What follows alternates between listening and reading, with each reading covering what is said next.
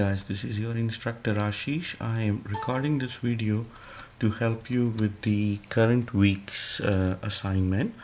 Let's go to the modules page and take a look at the assignment that you need to do. As you scroll down, you will see that for the week 9, I created a solution video for chapter 4 assignment. For the current week, which is week 11, you need to do a chapter 5 assignment, which pertains to repetition.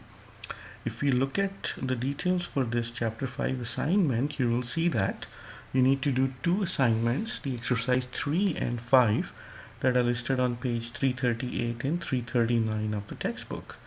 The ebook is open with me, and the page 338, which is what I'm looking, has this assignment which I'm highlighting as the number 3.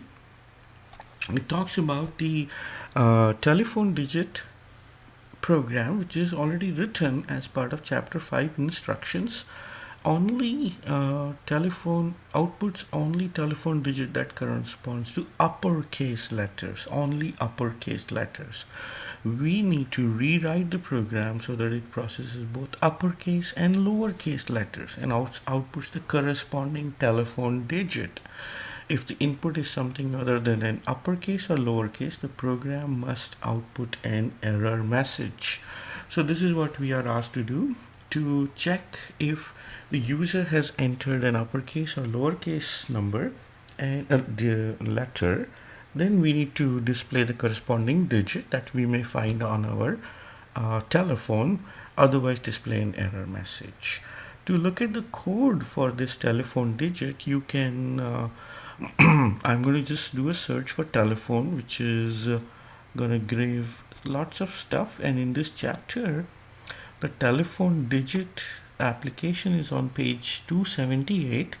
This is already written by the publisher of our textbook. It goes from 278 until 279, and there are some outputs in the bottom. So what we are going to do is we will rewrite this, or perhaps enhance it, to fulfill this additional requirement of having lowercase letter as well.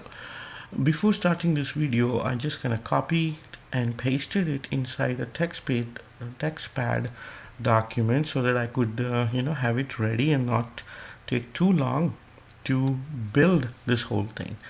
I'm just opening my Visual Studio to create a new project. If you are using CodeLight or Eclipse for C++, you may please create a new project or a new C++ file. For Visual Studio, we will choose Visual C++, Windows 32 console application, and give it a proper name. Perhaps we can say week 11 underscore exercise 3.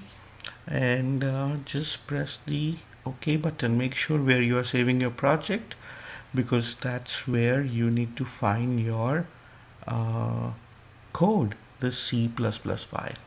Let's click the OK button. We'll go next, and we will make sure that the precompile and security default development life cycles are unchecked and empty project is checked. We will press finish and let the project be created. We have an empty project with nothing in it. So as we have done in past for all the assignments, we'll right click on source file, choose add and new item to add a new C++ file, which is what we will be choosing, and we may call it exercise 3. For the current project, a current chapter, this is the exercise we are working on. So let's press the add button, and there is no code. It is 100% empty file.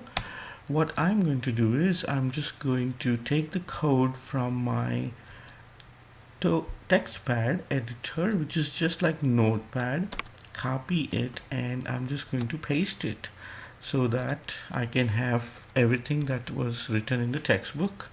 We just want to make sure it runs properly, so we may just start without debugging.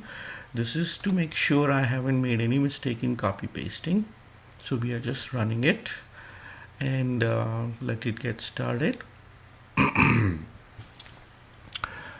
So just a little hodgepodge, but it's working as it's running. We will type A, capital A, and it says it corresponds to the digit 2, capital M, and it corresponds to 6, and we may type hashtag to terminate the application.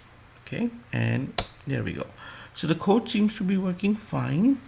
We just need to enhance it so that it accepts both an uppercase and lowercase letter. So as you see, we are getting a letter from the user and displaying that, hey, to stop the application, please use the hashtag symbol, which is used in our while loop, which is an iteration, the most important parts of this chapter. And we are asking user to enter an uppercase. What we may say is, hey, enter an uppercase or lowercase letter, because that's what we are after. Okay, what currently being done is we just display the letter, the word letter, and display the entered letter that user has entered and find the corresponding telephone digit. To find the telephone digit, we just take that letter, convert it into an integer, and subtract the integer value for the capital A, which means if the letter entered by as a user is capital A, we will have the integer for capital A minus the integer value for the capital A. In a sense, the number will be 0. But if you enter the capital letter B, then it will be capital letter B's integer value minus the integer value for capital letter A, which are one number apart, so the number will have a value of 1. What's up with this integer value for these letters? To answer that question, one can go to google.com and say, I want to know the ASCII table. Show me the ASCII table, which gives us the ASCII, American Standard Code for Information Interchange. The capital A is given an ASCII of 65 and 66 and so on. The small letter A has a ASCII code of 97. This is how computer stores it. So when we convert to an integer, a small letter A will become 97. So what we are doing here, folks, is we are just taking that particular letter entered by the user, converting it into a corresponding ASCII integer and subtracting it from the ASCII value for capital A. What we need to do is, rather than doing it blindly, we need to see what the user has entered, what kind of letter the user has entered. So what we should do is, we're just going to comment this line and substitute it with something else. We will say num you are still going to be a static cast,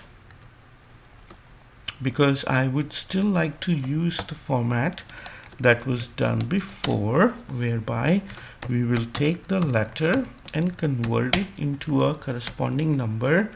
But before we check whether to subtract from a capital A or a small a, here's what we will do. We will say if this number is greater than equal to 65 and the number is less than or equal to the ASCII code for capital Z, which is 9090 right here in my browser. So we will say if the number lies within these two range, then we need to do something, otherwise we need to do something else. So here we got a section that we are creating for ourselves, and if it is the former, then we will say, hey, what we would like to do is take the number, and perhaps here's another way to do that. This commented line is what we need to do, because this is exactly what we were doing if it was a capital. If the number is between 65 and 90, then that tells us it's 65 through 90, capital A through capital Z.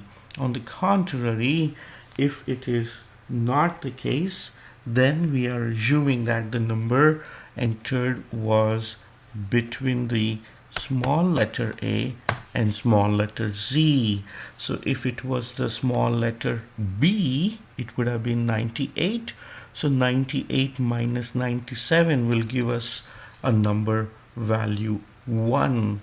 Similarly, a capital letter B will have a value of 66 minus 65 will again give us the number 1.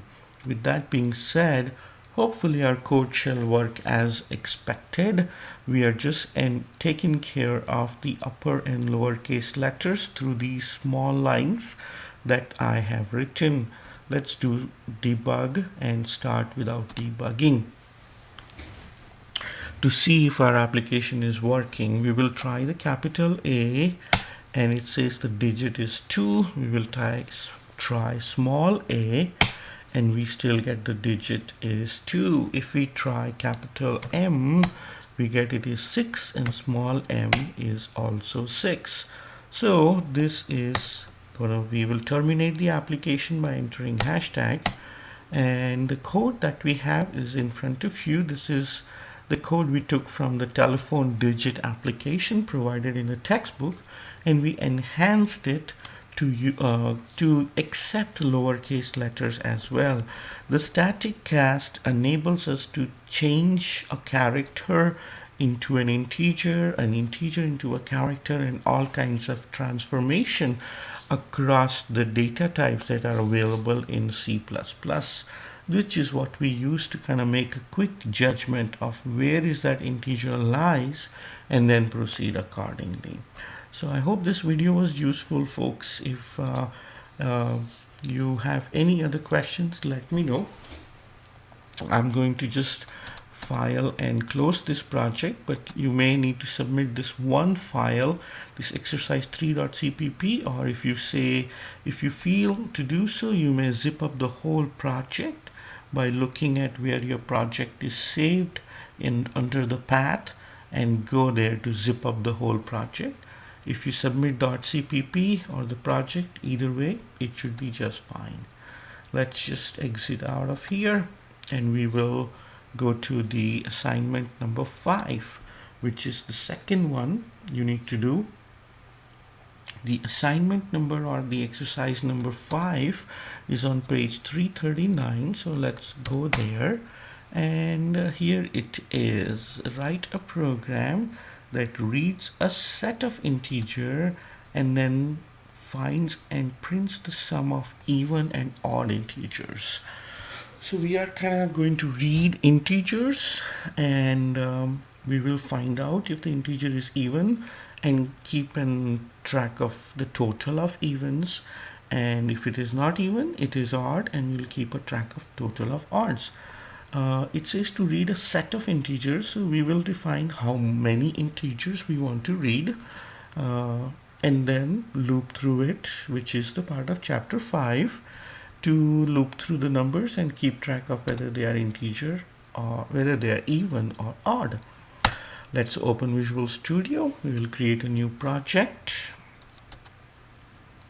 and we will call our project as Visual C++ Windows 32 console application. We will say week 11 exercise 5, and make sure the location is what you can remember, because this is where your solution will be created.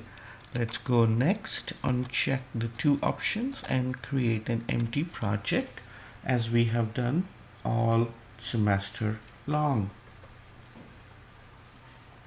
Since there are no source files, we'll right click and add a source file. We may call it exercise5.cpp, and it has no code, it's 100% empty. To begin the job, we shall have the hashtag include iostream, because we will be using the iostream header file for our code. We may go with using namespace std to use the namespace standard and then create the outline for our main function, which is what will be executed when we run this program. What we would like to do is declare some variables,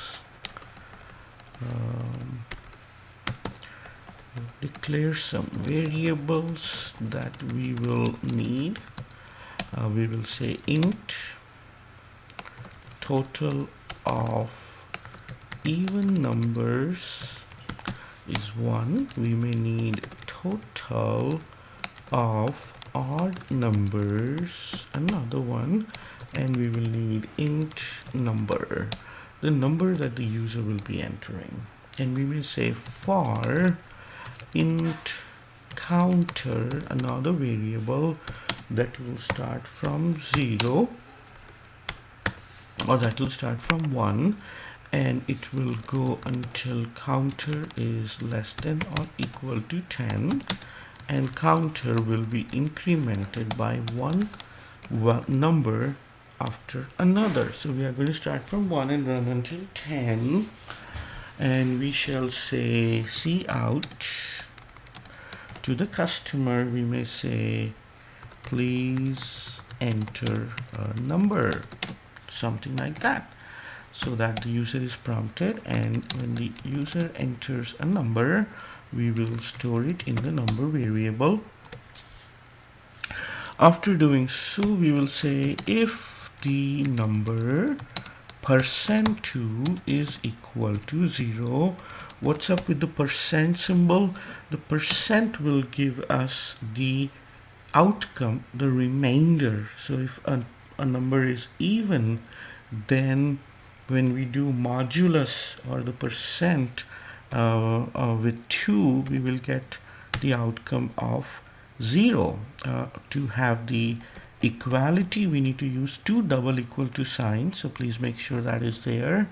And if that is the case, then we will say, hey, total of even number plus equal to number. So as to say, whatever was the original value of that, I'm going to increase it by what was entered by the user.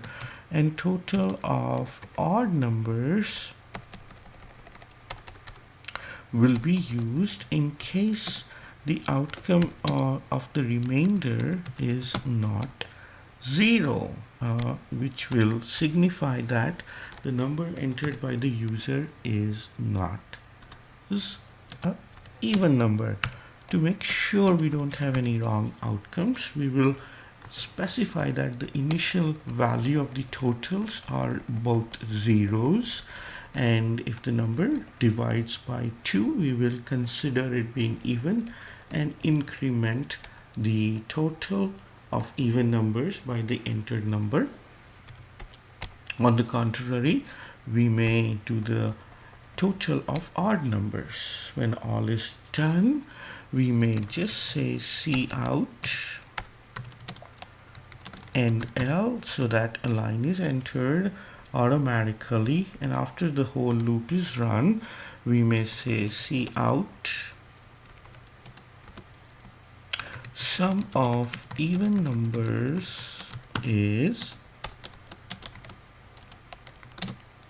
total of even numbers, and we may say cout and L to have an empty line, and we may say the same, sum of odd numbers is this time total of odd numbers, which will terminate our application and complete the program. Which is to say, we are just going to run it, keep track of it, and only after the whole loop is ran we will display the total. So let's try to debug it and start without debugging so as to execute it. And we are asked to enter number 1, 2, 4, 3, 4, 5, 1, 2, 4, 5. And we entered so many. The total of even is 16 and the odd is 15. We have 1 and 4, 4 and 5 is 9, 9 and 1 is 10, 10 and 5 is 15. So all the odd numbers add up to 15, which is just a quick check on our logic. And we have completed the second exercise that is required for this week's assignment. Please make sure to submit either the CPP file, the code that you have written, this is the file I'm talking about, or you may zip up the whole solution and submit it on Canvas by clicking on the Submit Assignment button for both the exercise. I hope by the time you look at this video, you will have the assignment aid video show up right here under week 11, similar to how you have seen it in prior odd number weeks. I'm going to post this video and make an announcement so you are aware of it. If you need any further help, do not hesitate to contact me via my email or phone number or any other mechanism that you find suitable. Thank you and have a great